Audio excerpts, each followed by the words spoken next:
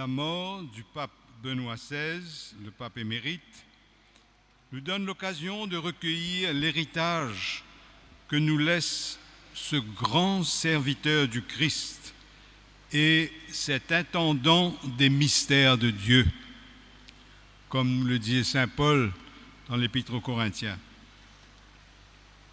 Toute la vie de Benoît XVI, d'abord comme professeur de théologie en Allemagne, puis comme évêque et comme pape, toute sa vie a été consacrée à scruter les Écritures, à butiner dans les écrits des grands théologiens de l'histoire, comme saint Augustin, saint Bonaventure et tant d'autres, pour faire goûter à l'Église le riche miel de l'authentique tradition chrétienne.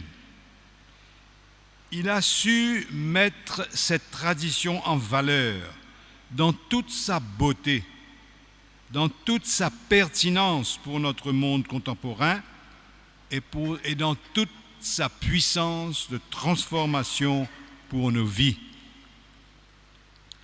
Sa grande culture, son charisme d'enseignant clair et limpide ont fait de lui un vrai père dans la foi, c'est-à-dire un homme qui a su initier plus d'un, non seulement à la connaissance des sources de la foi, mais à la vie de foi elle-même.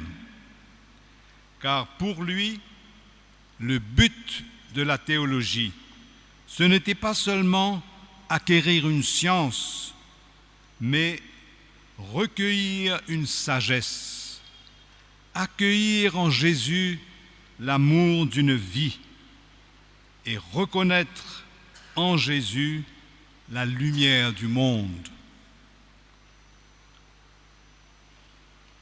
Pour Benoît XVI, accepter la charge d'évêque de Rome et de pape au soir de sa vie a été pour lui une grande épreuve, un vrai sacrifice. Il l'a accepté dans la foi avec un sens peu commun du service humble et gratuit.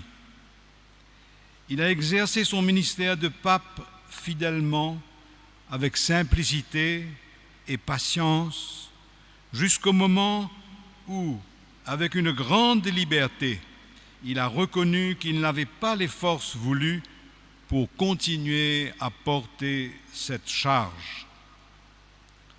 Ce renoncement a surpris, a étonné beaucoup de monde, mais ce fut un geste humble et courageux qui a été comme un ultime témoignage de foi dans le Christ, comme pour dire que ce n'était pas lui, le pape, qui maintenait l'Église, mais que le Christ seul conduisait et soutenait l'Église au long de son pèlerinage sur la terre. Cette Église que Jésus a tant aimée jusqu'à donner sa vie pour elle.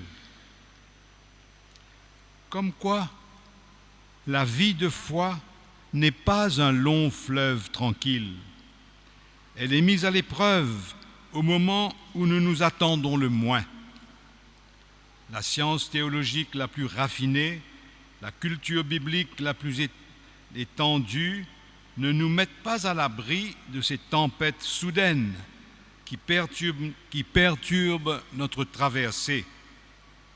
Benoît XVI n'a pas été seulement un expert des choses de la foi, mais un humble croyant qui, comme Marthe, la sœur de Lazare, a connu les secousses inattendues de la vie et s'est laissé interpeller par le Seigneur qui lui disait, comme il disait à Marthe, « Qui croit en moi, même s'il meurt, vivra. Le crois-tu » Et toute sa vie n'a été que l'articulation de la réponse d'un grand croyant. « Oui, Seigneur, je crois que tu es le Fils de Dieu qui vient dans ce monde. »